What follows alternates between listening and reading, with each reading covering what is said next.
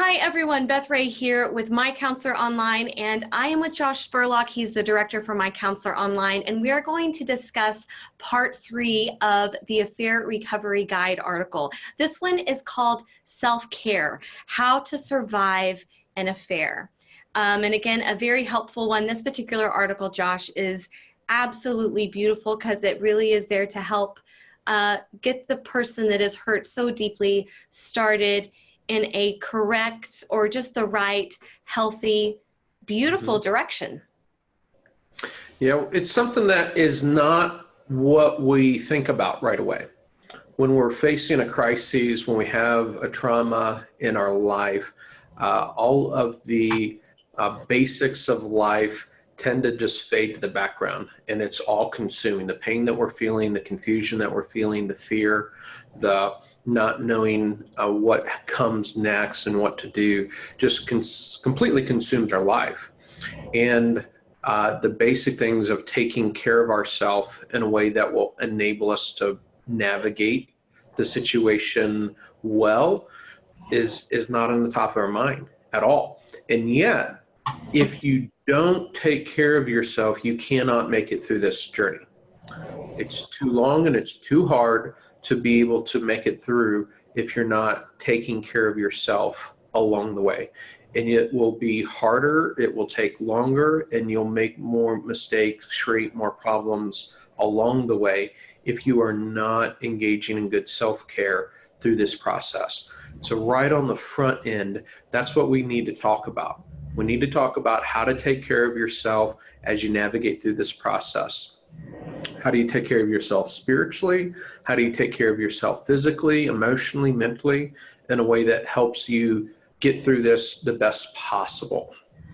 Yes, well, and I want to tell everybody, whenever you go and read this article, Josh is right. The main headlines of the article as you read down is caring for your spirit, your body, and your mind. And before you think we're talking about a yoga class, we're not. These are very practical, down-to-earth applications. So let's start, Josh, with taking care of your spirit and what that means when you are hurting so deeply. When you feel a betrayal, when you've been blindsided, when you're feeling pain, it can be real spiritually disillusioning. It's, what is going on? Why is this happening? Where is God at in the midst of all of this? And it's normal to have some mixed feelings there. It's normal to have some conflict as to your faith and how that shows up in the situation that you're facing. And what you need to know is, even though you may feel frustrated and confused and maybe even angry with God about the situation, you're going to need God to get through this process.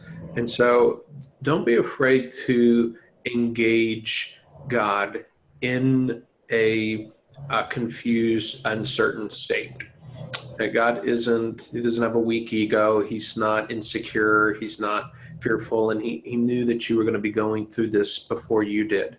And his heart and his compassion for you is to be the refuge and safe place that you run to in the midst of the brokenness of your situation, even when you have questions or frustrations with him. You're able to engage a dialogue with God about those things and rely on his help to get you through what is probably one of, if not the most difficult time of your life.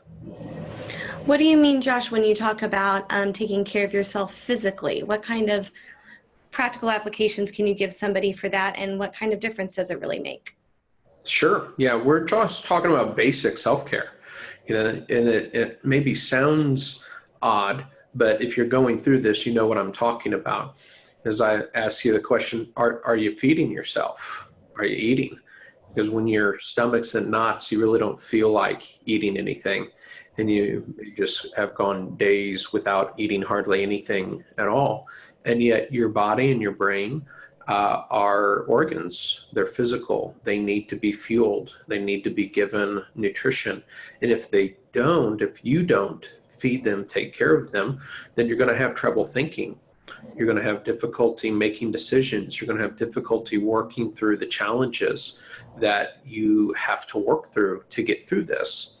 So your body needs you to feed it. And you're not going to be able to show up well for kids, family. You're not going to be able to show up well getting through this if you're not just taking care of your body. Sleep's another part of that God designed the brain to need sleep. In the absence of sleep, it magnifies the overwhelming feelings that we have, and everything feels bigger. Everything feels more insurmountable when we don't have adequate sleep. And yet sleep can be very hard to come by when you have all sorts of anxieties and fears and racing thoughts and questions about what has happened.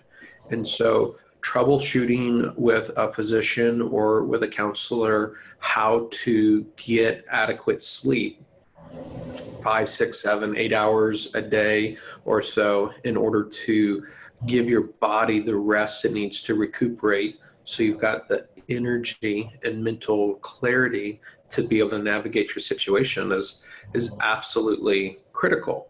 And you need to have a plan in place for how you're going to take care of those things. Exercise, being able to mitigate the stress hormones in your body that are created by a situation like this, and metabolize those things to help flush that out of your system. These things are critical in helping to prevent major depression. That it's normal to experience some level of depression as you're going through a crisis and a trauma like this. The self-care component really determines how severe that gets. And if people don't take care of themselves as they're going through this process, they will find themselves severely depressed, and that will make everything about the situation harder than it already is, and it's already extremely hard. Well, I don't think you can get any more practical than that. Thank you for that, Josh. That's very good information to have. What about caring for your mind? Let us know, how can people do that? Well, a lot of that has to do with knowing just some techniques in terms of being able to be in control of your thoughts. Because it's normal as you're going through this situation, there's a lot of unanswered questions, there's a lot of unknowns, there's a lot of fear and anxiety. And so the onslaught of questions and intrusive thoughts and imagery and things can be brutal and really make it difficult to function in life. And so having the ability to containerize that in a way and give expression to it in healthy ways so that the pressure doesn't build up and it doesn't just completely overwhelm you is important. So there's some practical things that you can do in learning how to control and contain that and direct that are beneficial. There's also this relational component to things, that you're not going to get through this alone. You're not going to get through this in a healthy way alone. You don't have the ability to do that because nobody does. And you're going to need a community around you to provide support. And identifying people for that community is important, because not everybody's a good person for you to invite into your situation. Not everybody's safe, not everybody is wise, not everybody's mature enough to be able to actually be beneficial to you. Even well-meaning people. Very often you're going to have well-meaning people, family members, folks you go to church with who love the Lord, who love you, that mean the best, but they don't know how to be helpful to you in the situation.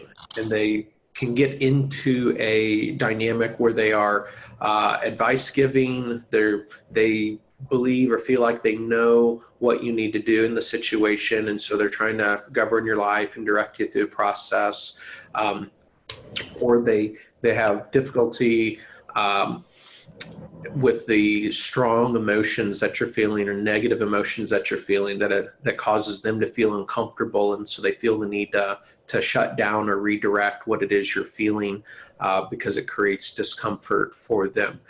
Even though they be well-meaning, those things aren't helpful to you. And so you want to learn how to identify who are the healthy, safe people for me to invite in the circle with me so I can have support, as I go through this process? And who are the people that maybe I need to keep on the outer edges of that circle, or just avoid altogether, because they're going to not help me and make it more difficult to get through this process? Yes, and we will be discussing that in great detail in our part 4 part of this series. It's a fantastic article. And I will tell you, Josh, even just what you just said, who you are supposed to be to somebody that is hurting doesn't always come natural, because we care about people that are hurting, and we oftentimes do have strong feelings. We get defensive for them. So it really is making choices that maybe are counter to, man, just the way that you feel in the moment, to be that helpful influence and person in somebody's life. And that's why these articles are so great for everybody to read. You also talk about in this article the don'ts of self-care. Talk to us a little bit about what you should not do. Sure. Yeah. And as much as there are things that you do want to do in order to help your situation, there's obviously things that are not helpful also. In this day and age, social media kind of tops that list. And when we're hurt and angry, sometimes we can want to vent in a public forum like that. And while I completely understand the desire to do that, it typically makes things worse and not better. And so while it may not be a matter of right or wrong as to how to handle that, there is a matter of what's helpful versus not helpful. And so I want to encourage you to navigate that in a way that's not going to sabotage you down the road. Back to the idea of self-care in your body and what you're feeding yourself. We can go to the other extreme as well in terms of binge eating, drinking, shopping, all sorts of different things that we might engage in order to try to medicate the anxiety, the hurt that we're feeling, and distract ourselves from that. So we want to be careful about that. We want to avoid making major decisions. We can feel again that false sense of urgency that I have to figure out what the next step in my life, phase of my life is going to look like, and so we can make decisions in regards to divorce, job, moving locations. There's all these kind of large life decisions that we might feel a need to answer the question of what we're going to do with those things in a quick or urgent way. And it's not helpful. You need to give yourself space to work through those things.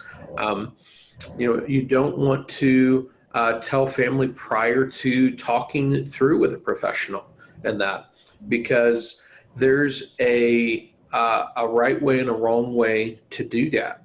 There's sometimes, whether it be with kids, are we going to disclose to the kids? What are we going to disclose to kids? Family members, what is it that we're going to tell them when we are in a frazzled state and when we haven't had somebody help us think through how and when to share those things? Oftentimes that can not go real well. And lastly, we want, in terms of self-care, to not take responsibility for our spouse's choices. And that our spouse's choices are their choices. That's not to say that they happen in a vacuum and that nothing that we say or do influences or has an effect on them. But it is to say that we can't take on the burden of owning their choices. That's not going to help us. That's not going to help them. And it doesn't help the situation. I think that is some of the most practical information that I have ever heard when it comes to how to get started in healing the right way. If you are interested in more information about this, you can go and read the article yourself. It's amazing. It's the Affair Recovery Guide, Part 3, Self-Care, How to Survive an Affair. And you can find it at MyCounselor.Online. We hope you do today, and we hope it brings about real healing in your life.